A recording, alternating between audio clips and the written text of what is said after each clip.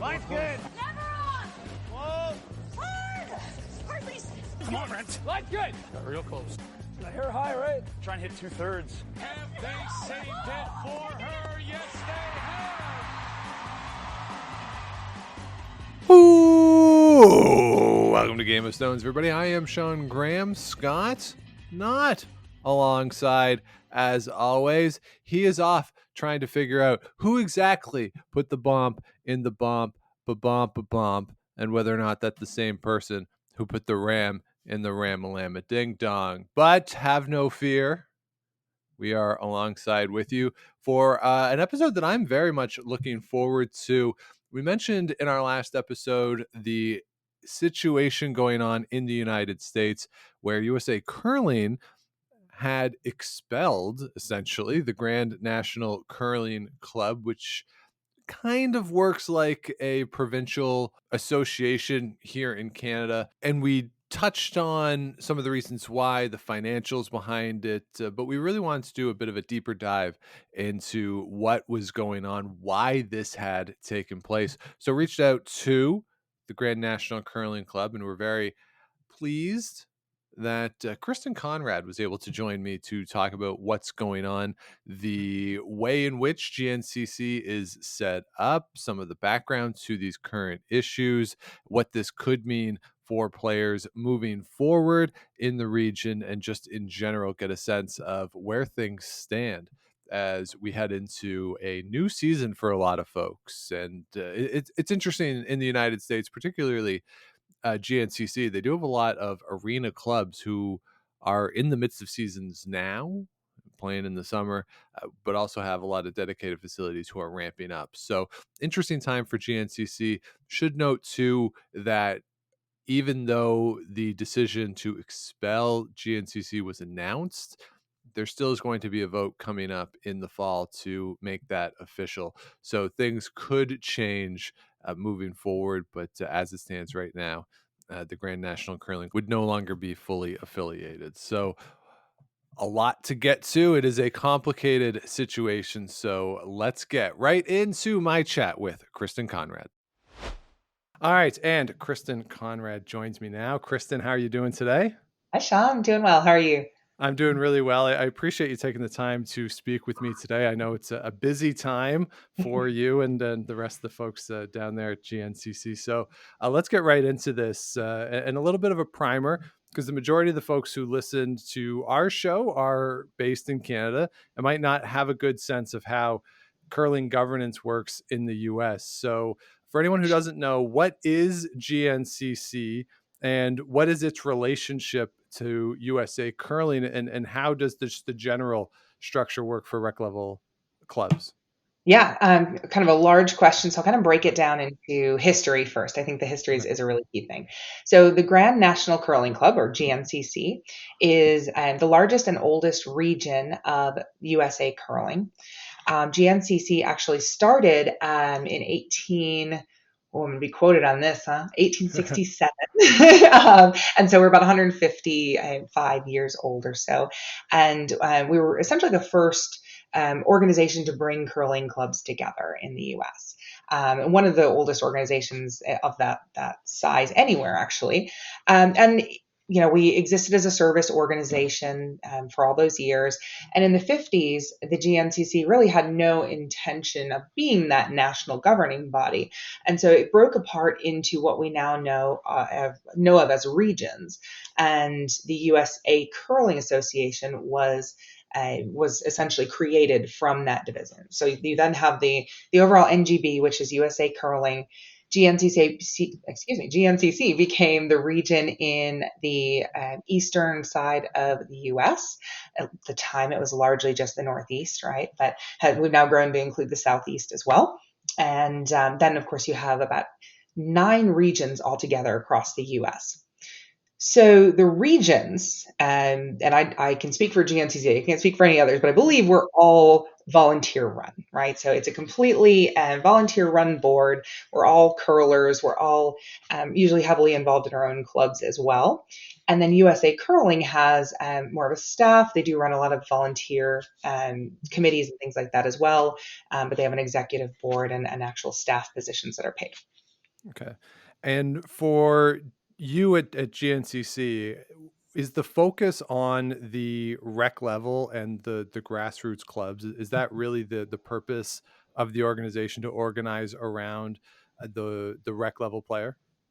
Yeah, for sure. I mean, I got into this because I was a curler that got involved in our board that then said, I can take this a step further and really represent the Southeast, especially within our region.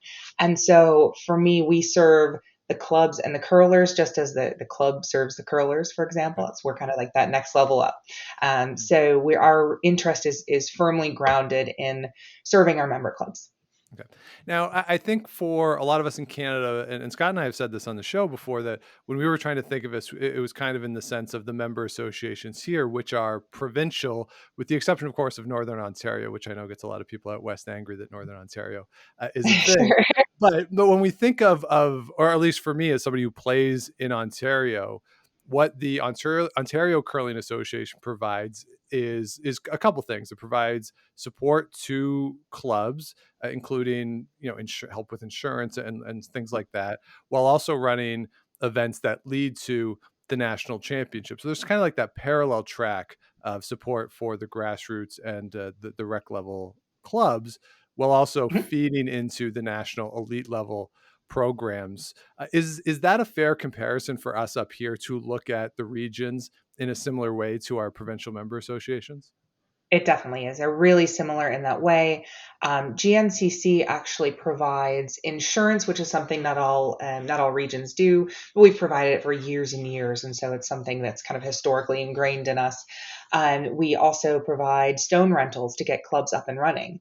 I think one key piece about us that's a little bit different is that we have a ton of arena clubs, meaning they play out of hockey ice arenas, right? And so fledgling clubs that really need a lot of support to get going.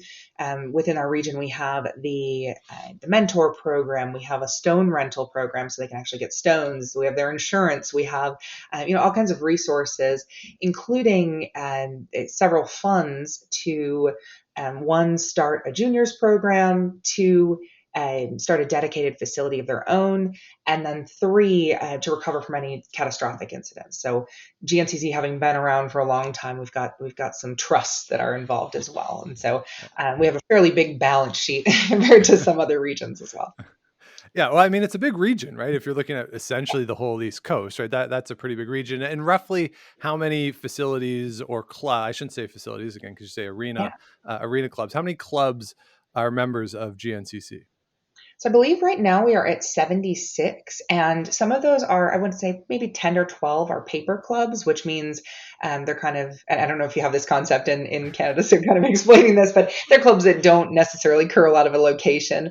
I actually am a president of a paper club called Charlando. We have a group of people from Charlotte, a group of people from Orlando. We kind of came together. We love to spiel together, and we put our own name on it. We have our own pins. It's it's sort of a fun way to unite us in a different way. So we have some paper clubs that aren't necessarily recognized by USAC, but instead they're the GNCC recognizes them, and we kind of contribute to the overall membership in that way.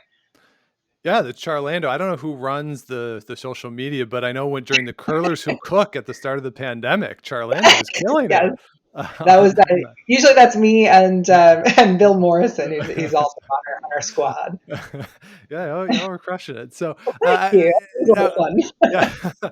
Yeah. Now the other parallel, though, or the other thing I wonder about is that feeder into national competitions. We've talked to folks who have participated, say, in arena nationals as more of a rec level type of a national, but when it comes to a USA national events, whether it be men's, women's, mixed doubles, the wheelchair, what role does GNCC or the other regions have within that branch of curling? That's a great question. I think it's sort of similar to the provincial organizations, where we do have play downs that lead to national competitions.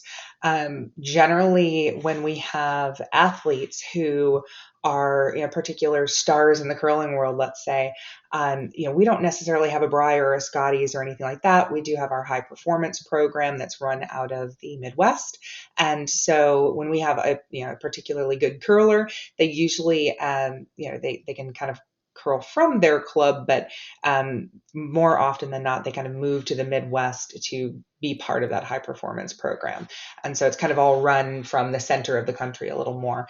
And I would say that, somewhere around 20-25% of the people who are playing in and doing really well in national events are from our region, usually from the Northeast because it's a little more tenured. Right. Yeah, that makes sense. And that's where a lot of the dedicated facilities are too. Certainly. Right. Just in my understanding of where the facilities are in the country, and it's hard to get to that elite level on arena ice, just because of how inconsistent that ice can be. Sure. So it is fun. It is the great equalizer of ice. I will say that. I have felt like I've been playing on a Plinko board on arena ice.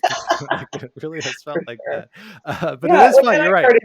Yeah, I started at an arena club essentially. So Charlotte is where I'm from, and we started an arena club that built into a dedicated facility, and so I've kind of seen everything at every growth stage throughout, and so that was sort of really central to me becoming part of the GNCC board and wanting to be more involved, because we have this huge gamut of organizations from people who just got set up last year and are they have the rocks, and they have a very fledgling group, and then you've got clubs that are they've been around for a couple hundred years, and they might be going through some level of financial struggle, as many from the pandemic are, but just generally heavily tenured clubs, I'll say. Right. Yeah, I like that. I like that description. So you mentioned that for a lot of folks, especially up here in Canada, we were kind of surprised and taken aback at what happened with the announcement from USA Curling. Could you just explain exactly what the decision from USA Curling was, and maybe a little bit of the background behind what led ultimately to that decision? Sure. So I'll kind of kick it back to the pandemic a bit, because I think a lot of the things that bubbled up because we were in this period of financial trouble for curling clubs, right? I mean, I imagine you saw it a lot throughout Canada as well. Yeah. And during that time, USA Curling was kind of going through a leadership change and started making some decisions for the club level, clubs and curlers, and they weren't necessarily received as well. There were some. Essentially, I'm not here by any means to bash the USAC. It's just this is kind of where it started, as clubs were expressing some concern with how that was happening. So there was a particularly large club in the Midwest that decided that they were going to resign from the USAC and their region as well. And we started hearing some of the same sentiments from our clubs. And we said, oh my gosh, what if this happens? We know that USA Curling says that we have to be 95% compliant on dues. What if clubs aren't paying? What if they're A, financially in distress, or B, they are, not loving these new changes? What is our path forward? And so we took this approach of, first, we need to let our clubs know, this is what's going on. Here are the changes, and, think about how this might affect you. B, our stance is a lot of those clubs are going to, if we had to eject them from the region, for example, a lot of those clubs would potentially fail to exist, right? You'd take away their stones, you'd take away their insurance, all these things that they depend on to curl, right? And so we didn't want to jeopardize their survival. And so our proposed stance to our members was, hey, knowing that this could cause trouble for us as a region, our stance is to support those clubs and not kick them out. Do you agree? And, over the next year or so, we proposed a change to our bylaws, and our members voted that change, that we are not required, that our member clubs are not required to be a member of any other organization. So if you're in good standing with the GNCC, you're in good standing with the GNCC. Our position is basically USA Curling kind of needs to own that relationship with the club if they're taking dues from that club and be the ones to really sell them on the value proposition. And USA Curling did not agree. So that is kind of where we found ourselves for some time. And we were not really able to come up with a compromise to say, they wouldn't avoid counting those clubs that resigned in their membership numbers. And so, therefore, we were going to be 95% or below in compliance. And so, with that sort of non-payment status, they voted to remove us as a region. It doesn't mean that any clubs are not part of the GNCC anymore, and it doesn't mean actually that decision is final yet either. So one of the things that you might have seen is that the board voted on the decision, and now it has to be ratified by 2/3 of the membership of USA Curling, meaning all the clubs across the nation. Right. So that is going to happen in October, and we'll see. We don't exactly know as of this point, like, does it make us a region or not, if it doesn't get ratified. So we're fact finding this at this point because it's kind of happened over the past week and a half. So in practical terms, how much of the relationship between the clubs and USA Curling is really falls on you as GNCC? Because as you say, the relationship or your position and GNCC's position is that USA Curling needs to manage its own relationships with member facilities, which I think that makes sense. But what role does a region necessarily play in facilitating that, whether it's collecting of fees, distributing materials, whatever it is? What intermediary role is there for the region in that relationship, if any? Yeah, and I think one thing also, and I don't necessarily know how it works for Canada, so a little bit extra background. Nearly every curling club, as well as every regional association, is a 501c3 organization, so a nonprofit organization. And so part of this reason that we took this stance was, like, legally, I don't feel like one organization can force another organization to do something, right? And so that was sort of part of that piece. But overall, I think there's no doubt that we need a national organization. That was never in question. We're not against the USCA. There is some traditional bad blood there between USAC and GNCC, just some historical feuds, we'll call it. But we've never discouraged clubs from joining the USAC. And in fact, our stance is just like, hey, you can join us, you can join them, you can join both, you can join neither, right? And if you join neither, if we have a club that's not part of the GNCC that asks me for help, like, I'm not going to deny them help. Like, it's not contingent on them being a member of GNCC, right? So it's one of those things where we found ourselves as an intermediary, but we felt like there wasn't enough happening from the top, so to speak, to manage that relationship. It was more punitive toward the clubs versus giving us a positive value proposition that we could then pass. And in one of our calls with the USAC leadership, I said, if you'll stop counting these resigned clubs in this number, give me a positive value proposition. I'll coordinate so you can help sell them back. I'll even help you. Right. And I think, to be fair, I really do think this sort of bad-blooded relationship in the past, caused a lack of trust and that sort of thing. So fine. But, there were a few solutions proposed, not only at that call, but we sent what we proposed from our annual meeting, a couple of different options there to kind of mitigate this, but it's not come to fruition, we'll say.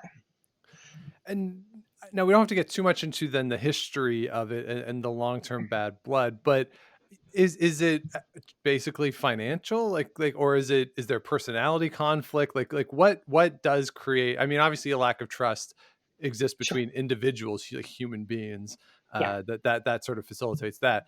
But at its core, what creates or created that gulf? I think it was a lot of personality conflicts from years ago that have kind of just carried forward a bit. I've only been on this board for, let's see, 2 years, almost 2.5 at this point. I'm a vice chair. I intend to continue with the organization. I don't have that historical bad blood, but I will say it is palpable between the two organizations. And as someone who's kind of come in and was originally neutral, and I was kind of surprised by how much of that still existed. I think with a newer board members, we're cycling out of that, but I think those personality conflicts of the past and the actions that resulted, in the 2000s, we'll say, in the 90s, like those are just carrying forward in a way that is really difficult to break. And I think our biggest struggle is how to break that. But now it's not our biggest struggle, I guess, anymore. But it's a good point, right? Because when new people come in and they're not joining something that has a positive relationship, it's really hard as a new individual joining something to reach out when other folks who have been there for a while don't trust the other group or potentially bad mouthing it. If like it really can inhibit any growth, even if the personalities themselves change. That Yeah. lack of initial contact really can hold things up. It's true, and I was definitely hoping that with a set of new faces on each side, so to speak, that we'd be able to get past some of that. And I know our discussions have definitely trended away from that. And obviously there is still some tension because of the past and some change years where we've been really struggling with this relationship. But ultimately, I think we're really trying to get away from that and trying to not be mired in the past. And I don't necessarily get that same feeling from the executive leadership of USAC, or at least the leadership of the past year or so. However, I think it's we've been talking about it as mommy and daddy getting a divorce, right? Like, why would mommy and daddy stay together for the kids? And the thing is, it's very much been treated as a competition, which is a very weird thing to me because like my own club will be part of the USAC. I'm guessing, we're to vote on that, but I don't foresee us going away from the USAC, and I'm supportive of that. And the GNCC as a whole is supportive of that. And so it's kind of a very odd stance where we're sort of being pitted against each other. And I will say from a personal standpoint, I don't feel like we're getting a lot of compromise and grace from the USAC.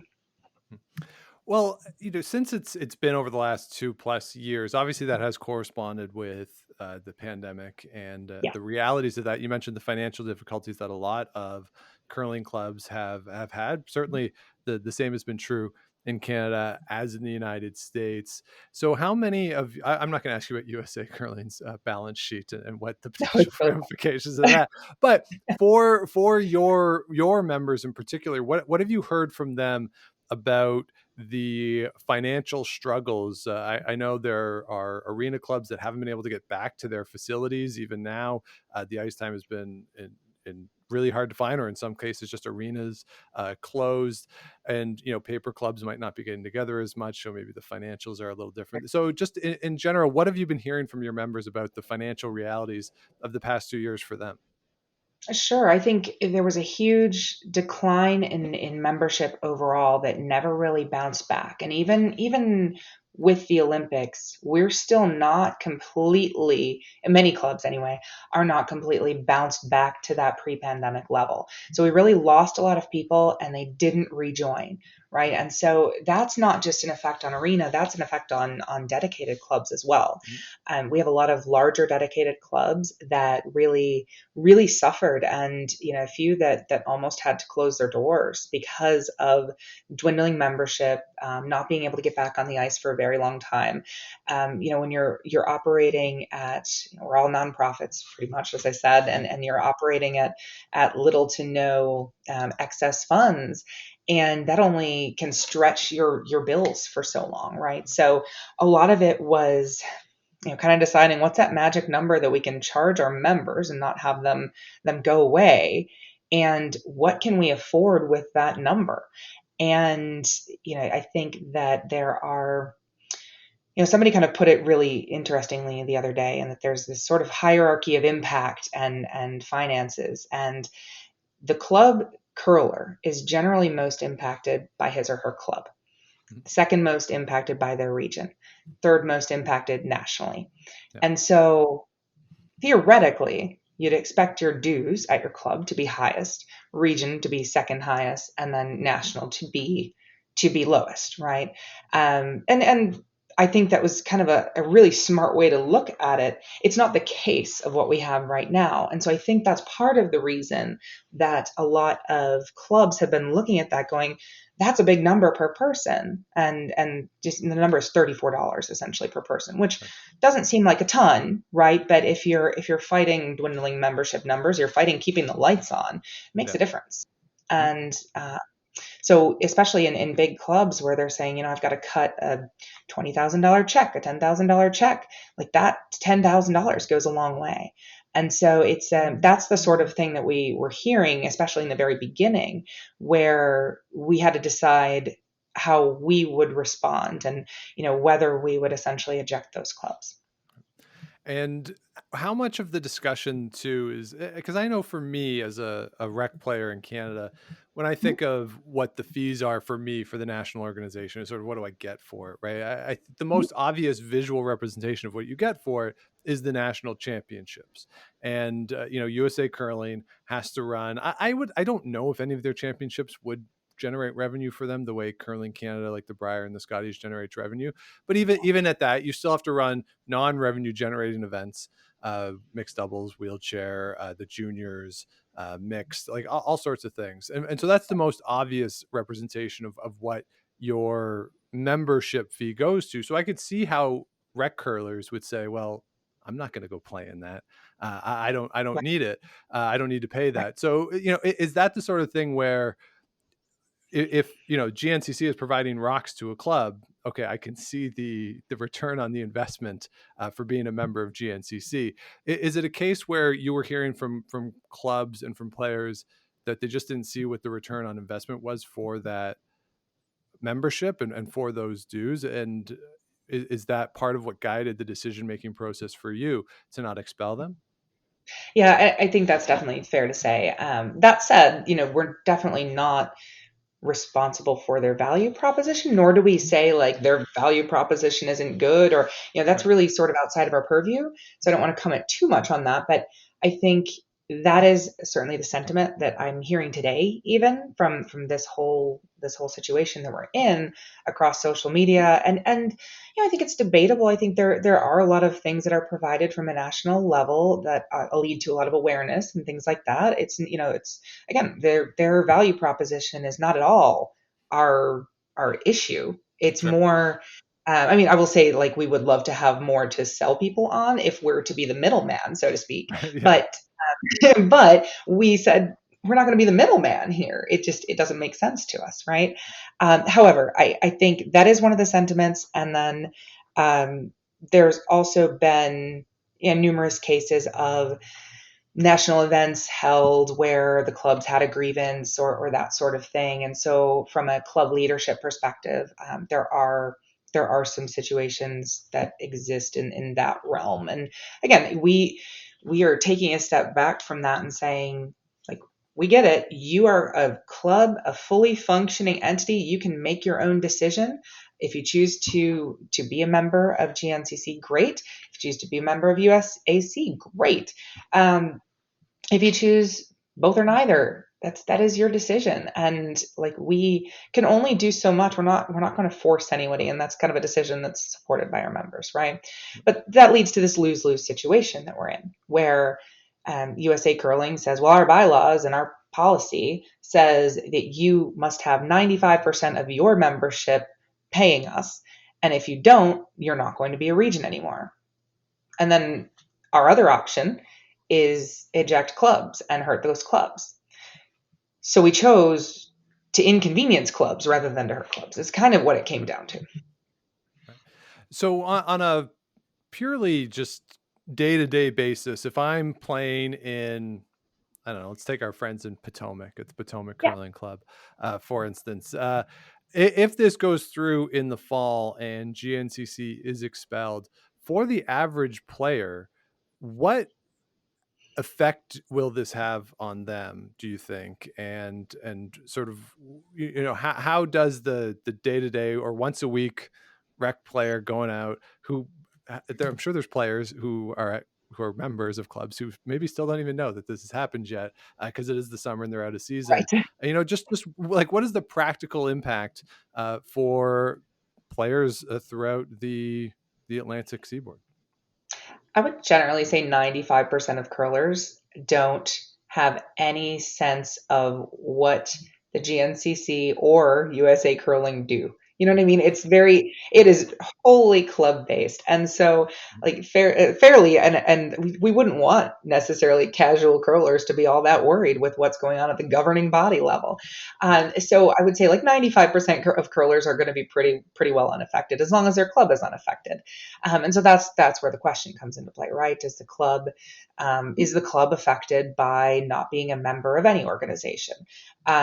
In most cases, I would say generally it's a minimal effect if they are not a part of an organization, depending on the services that they pick up from each. So kind of sorry for the wishy-washy answer, but it really is dependent on the club. That said, like a rec curler who's curling once or twice a week, probably not going to see anything from this. I would say where you're going to potentially notice the effects is the people who want to go to things like national playdowns, right? So you've got 200 or so people who are probably going to be heavily affected by this, and it's out of our 6,000. So, we sort of, that's the group that we want to make sure are protected. We also want to make sure that clubs who want to maintain their USAC status are protected. So there are options to do that. We support that. Like I said, it's not a we're taking our toys and going home sort of thing. We're going to exist as a service organization no matter what, and we're going to continue to serve our community. And it's kind of the underlying piece. And as you mentioned, there's still a few months until the actual vote takes place, that the board voted on this, but it takes the larger vote.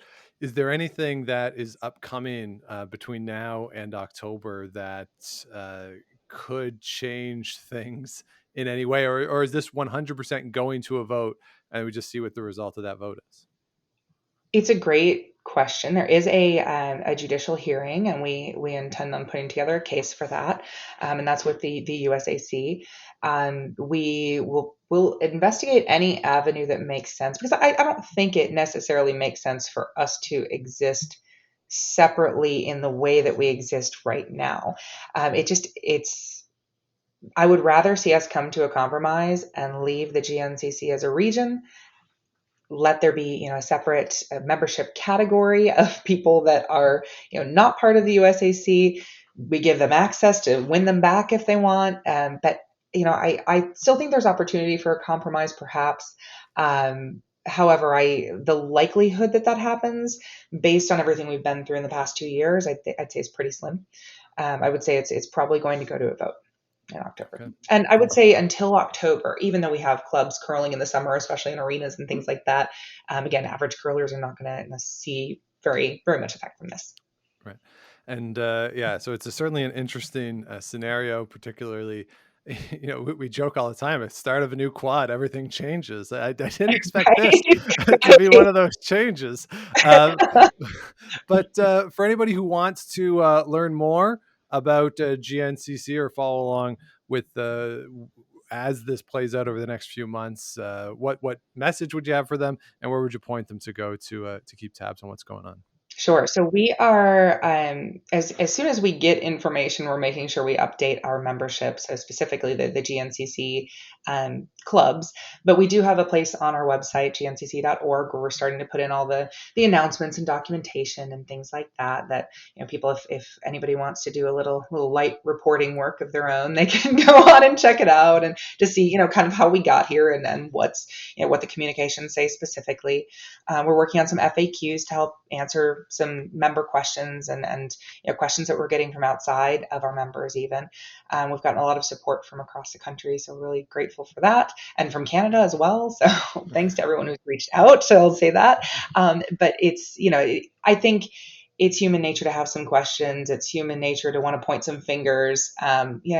Ultimately, we want to work toward a solution, trying to figure out right now, we're in that fact-finding stage of what that solution will be and how we present that the best way for everybody. All right, and we'll certainly be watching closely from up here, and we'll update as the situation evolves, and certainly wish all the best for GNCC and all the members out there. So, Kristen Conrad, thanks so much for taking the time to join me today. Thank you, Sean. It was a pleasure. So there you have it, my chat with Kristen Conrad, and I thank her for her time. And I should point out, too, that we did reach out to USA Curling for a statement or to see if anybody wanted to come on. As of recording, they have not gotten back to us yet. They do. They are certainly welcome to come on the show or provide a statement. But as I say, as the time of recording, that has not happened. I will recommend to you the Chip Chat episode with Dean Gemmell. He went on to discuss the situation from his perspective. So I would recommend that too if you want to get a sense of where USA Curling's mind is at or how this came across from their perspective. So this is something we will continue to follow. As Kristen said, a vote coming up in the fall. So it's not a done deal as yet, but certainly doesn't feel at the moment like things will significantly change. So that's where we'll leave it for now. So thanks so much for listening, everybody. If you have not yet, please do subscribe wherever it is you get your podcasts. Do the likes, ratings, comments, all that good stuff helps other people find the show, keeps us growing. You can head on over to GameOfStonesPod.com. All of our past episodes available under the podcast tab. Plus, all the merch is available there as well. Proceeds to Food Banks Canada and the Sandra Schmerler Foundation. We, of course, match all of those.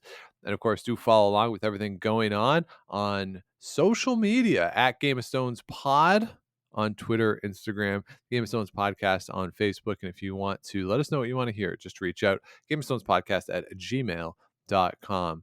So that's going to be it for this week. Thanks so much for listening, everybody. Scott should be back next week, as I did get a text from him while we were recording that he did figure out who put the bop in the bop shubop, and now all he needs to know is if that is the same person who put the dip in the dip to dip to dip. So a big breakthrough there for Scott. Good job, buddy, and we'll have him back next week. And for all of you out there, we'll look forward to that. And until we speak again, keep those brooms on the ice and don't dump that intern. Make the final.